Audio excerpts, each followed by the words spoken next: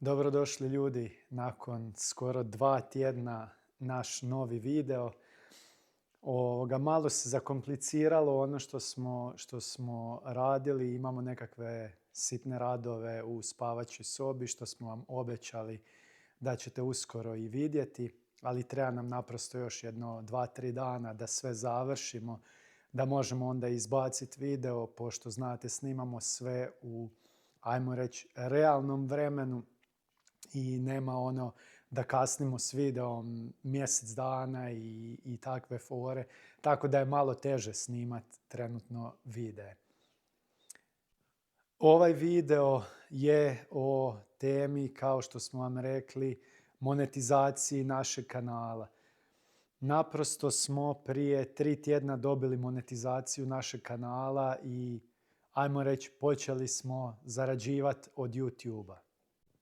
Ono što je zanimljivo, kao mali kanal naprosto ne možete očekivati da ćete vi tu zarađivati nekakve velike i sumanute svote novca, ali isto tako nije sad nešto ni beznačajno. Možete kupiti recimo djeci nekakve igračke, sitnice i to je to. Ono što je važno napomenuti, pošto se mi nalazimo u Njemačkoj, vjerojatno i ta zarada malo varira naspram zarada od nekih koji snimaju videe na Balkanu ili nekih koji snimaju u Americi ili ne znam, na drugim dijelovima svijeta. To je uvijek varijabilno, ovisi gdje se nalazite, tako i zarađujete od YouTube-a. Mi, evo, trenutno nakon nekakvih 3 tjedna možemo reći da smo zaradili nekakvih 30 eura i nešto sitno centi, to jest, izvinite, dolara, $30 i 50 i nešto centi. Ostavit ćemo vam to ovako pored negdje kao sličicu, čisto da vidite, mislim, zanimljivo je tako da, znači, ne reklamiramo nikakve proizvode, nego naprosto, eto, dobivamo, što se kaže, novac od reklama koje se nalaze u našim videima, koje vi odgledate i naprosto nakon toga dobijamo cente, što se kaže, po reklami, ali skupi se. Evo, naprosto u 3 tjedna skupilo se oko $30. Tako da nije ni zanemarivo. Ako se može na mjesečnoj razini zaraditi $100, zašto ne?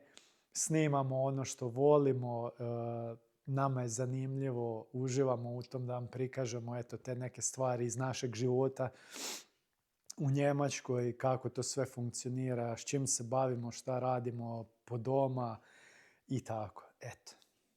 Kako smo došli do monetizacije, jedan dugi proces koji je trajao oko 2,5 godine. Znači, ja sam došao na ideju da otvorim YouTube kanal i počeo sam snimati koje kakve gluposti, no međutim skonto sam da to nema nekakvog smisla, pa mi je palo na pamet, pošto je bila mogućnost, da počnem snimati shorts videe. Sa shorts videima na aktualne teme smo se popeli na nekakvih 3500 subscribera, to je pretplatnika, i falilo nam je ono najbitnije, znači sati gledanja koje sa shortsevima naprosto niste mogli ostvariti. Morali ste usto imati 3 videa u roku, mislim da od 90 dana objavljena ili tako nešto.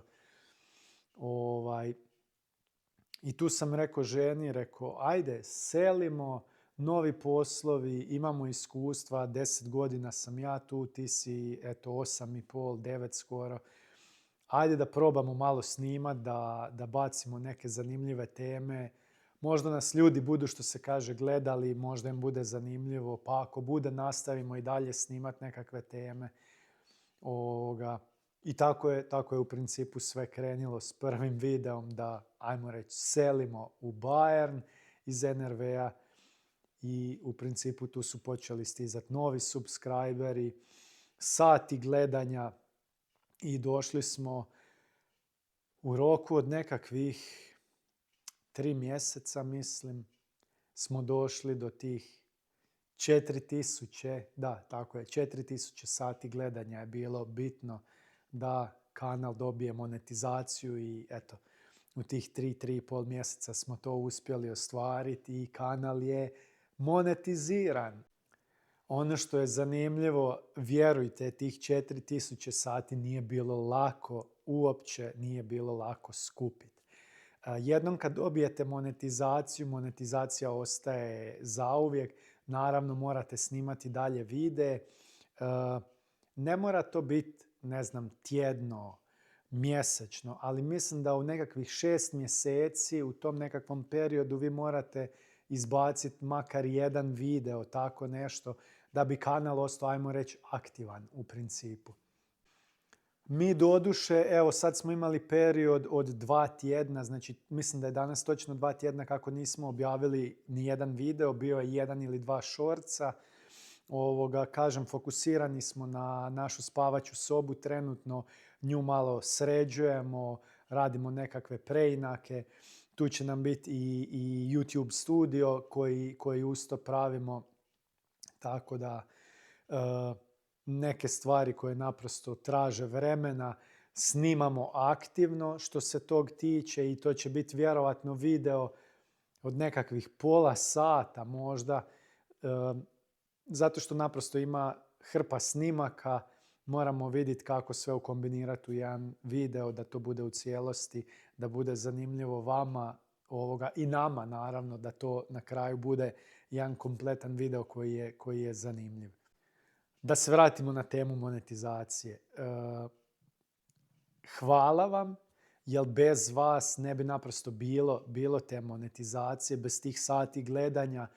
To nam je naprosto dokaz da nas pratite, jer 4000 sati gledanja stvarno nije malo. Mi smo trenutno, mislim, na nekakvih 5500 sati, tako nešto. Ja vjerujem da su veći kanali još iznad nas, hrpu, ali mi smo naprosto zadovoljni s ovim, jer evo, to što radimo, stvarno radimo iz zabave trenutno. Ne znamo šta nosi budućnost, da li će se to pretvoriti u, ajmo reći, poslovan nekakav dio našeg života. To ne možemo tvrditi. Mogu samo reći da smo morali otvoriti obrt za YouTube. Obrt se zove, to jest Gewerbe ovdje u Njemačkoj, se zove isto kao i kanal Obitelj na kvadrat. Prijavili smo to sve Finansamtu. Sve radimo ono što se kaže regularno, kako su oni tražili, zahtijevali. Mislim, ne znam šta bi vam rekao. Možda potencijalno u budućnosti to bude neki dodatni izvor zarade. Trenutno je ta zarada, kažem, takva da će od toga, ajmo reći, imati koristi naša djeca, ali ćemo mi te novce i tu zaradu davati naprosto njima, to jest moći kupiti neke dodatne igračke, robu, nebitno. Možda investirati u njihovu budućnost, što se kaže, da im stavljamo na njihov špar konto koji će imati. Ali o tom potom. To šta budućnost nosi, niko ne zna. Tako je, proces, znači, od skoro 2,5 godine nije jednostavan, ali preporučamo svima koji imalo žele i nemaju problem sa kamerom da se ovako snimaju i sve, da ih ljudi možda tu i tamo, ajmo reći, kritiziraju, da znaju primiti kritiku, nek apsolutno krenu u ovo. Prije nekog vremena nam se isto jedna obitelj javila koja snima, ali nisu imali, naprosto kanal je bio mal, par subscribera, svega, nisu znali kako, šta, zašto. Isto smo im dali savjet da naprosto krenu sa shortsevima, da izgrade malo kanal, jer apsolutno kad vi imate već nekakvu publiku, znači bilo to 1000 ljudi koji vas stalno prati, to je već velik broj za YouTube, jer to daje znak algoritmu i YouTube-u, ok, ovaj kanal je gledan, lajka se, komentira se, dolaze novi pratioci. Tako da vidio sam neki dan, sam baš gledao njihov kanal, oni su sad na nekakvih 500 subscribera u, ne znam, nekakvom roku od 2 mjeseca, tu negdje. I samo će još rast, naravno. I ovim putem, ako gledaju ovaj video, želim im još jednom svu sreću i samo nek tak nastave. Imaju dobre videe isto, ali kažem, problem je i nama bio sa time da nismo znali kako sa YouTube-om u biti krenuti.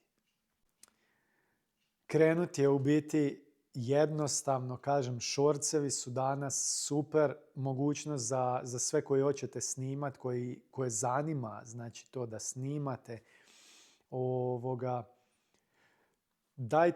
Dajte se u te shortseve i publika će sama dolaziti. Radite aktualne teme i publika će dolaziti. A onda kad steknete neku publiku koja vas stvarno prati, počnite naprosto krenuti sa snimanjem videa i ne mora to biti nešto ni kvalitetno. Mi nemamo nekakve kvalitetne kamere, snimamo s mobitelom. Kupili smo onaj gimbal, kupili smo ovaj DJI mini mic, čisto da kvaliteta zvuka bude bolja. Naravno, s vremenom će trebati sigurno poboljšati malo opremu. Treba će uložiti u nove kamere, treba će uložiti u neke stvari. Evo, taj studio što radimo, plan je da podcast radimo vezano za poslove u Njemačkoj. Je li to, ajmo reći, bila vaša odluka? Vi ste nam dali komentare, vi ste nam pisali šta točno želite, da li da se držimo samo medicinske struke ili da idemo u širinu. Iće se u širinu, znači neće biti samo medicinska struka. Ne znam, znači YouTube je budućnost, po mom mišljenju. Ljudi sve više gledaju YouTube, rijetko ko mladi ne gledaju toliko televiziju, više su orijentirani na YouTube, Netflixe, Amazon Prime i koje kakve slične kanale. Pošto vi naprosto na televiziji ne možete vidjeti više ništa zanimljivo, to su uvijek iste gluposti, vijesti kojima nas pumpaju, pametuju i sve ostalo. Tako da mislim da je YouTube budućnost i mislim da se može, da svako ko imalo ima želju i volju da može snimati za YouTube i doći do monetizacije.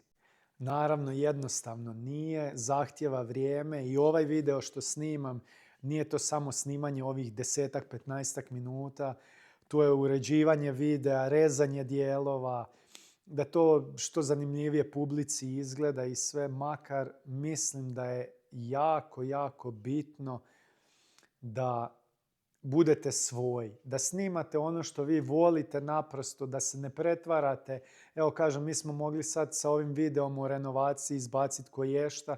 Ne želimo se pretvarati, želimo vam dati ono stvarno kako je, kako radimo, kako napreduju ti radovi, gluposti, problemi koji se dešavaju.